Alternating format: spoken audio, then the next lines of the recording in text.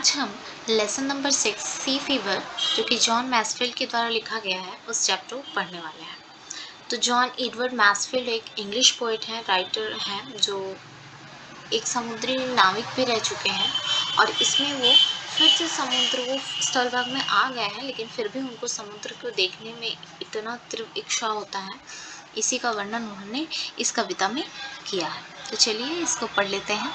I must go down to the seas again। यहाँ पे कवि कहते हैं कि मुझे फिर से समुद्र की तरफ जाना। To the lonely sea and the sky। वो जो खुला हुआ आकाश है, एकांत समुद्र और आकाश जहाँ पे की ओर जाना है।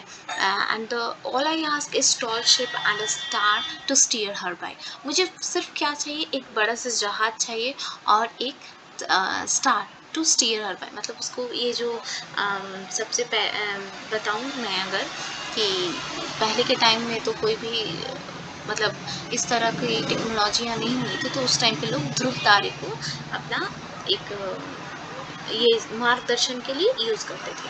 तो ठीक उसी तरह वो भी बोलते हैं कि उसका मार्गदर्शन करने के लिए एक ध्रुव चाहिए, तारा चाहिए। And the wheels kick and the wind song and the white sails सेकिंग।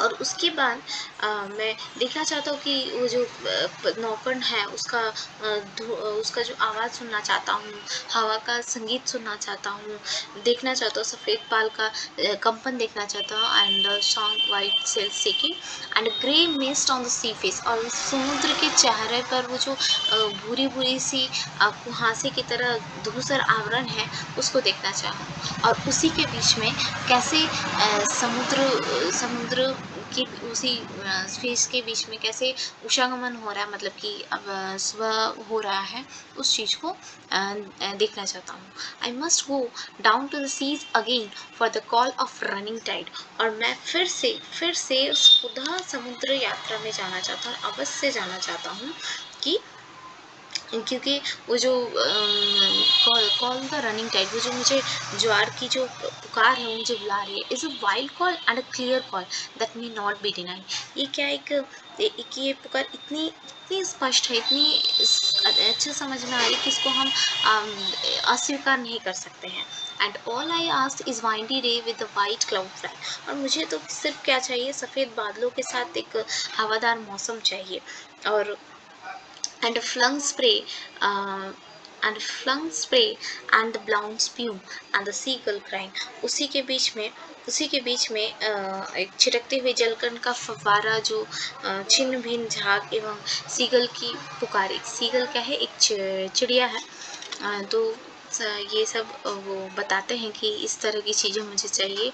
तो उसके बाद फिर हम चलते हैं आगे की तरफ कविता में, जहाँ पे कवि कहते हैं I must go down to the seas again to vagrant gypsy life. और उस फिर से मैं वही समुद्री यात्रा में जाना चाहता हूँ, जहाँ पर अवश्य जाना, जहाँ पे जैसे घुमक्कड़ जैसी बंजारा जीवन की ओर और to the girls way and the whales way where the winds like a weighted knife। जहाँ पे whale जाते हैं और वो जो seagull हैं उसके वो जिस साइड जा रहे हैं मैं भी उसी का अनुसरण करूँगा। और जहाँ पे जो ठंडी ठंडी हवा है एकदम चाकू की तरह तेज धार वाली है। And all I ask is a मेरी yarn from laughing Filu rover.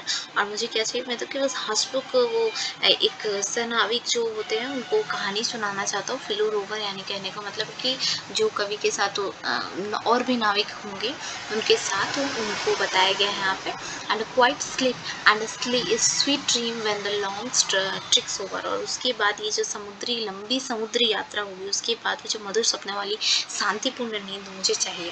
तो यहाँ पे कवि कितने अच्छे से इस समुद्र की यात्राओं को इतने अच्छे से उन्होंने वर्णन किया है, बताया है कि वो क्या क्या देखना चाहते हैं। इतना सुंदर दृश्य को उन्होंने इस कविता के माध्यम से हमारे सामने प्रस्तुत किया है। तो आशा करते हैं कि आपको ये चैप्टर अच्छे से समझ में आया होगा और आपने एंजॉय भी किया होगा। तो अगर आपको इसी तरह की और वीडियोस चाहिए तो please subscribe my channel and इसको ज़्यादा से ज़्यादा शेयर करें। आज के लिए इतना ही। Thank you.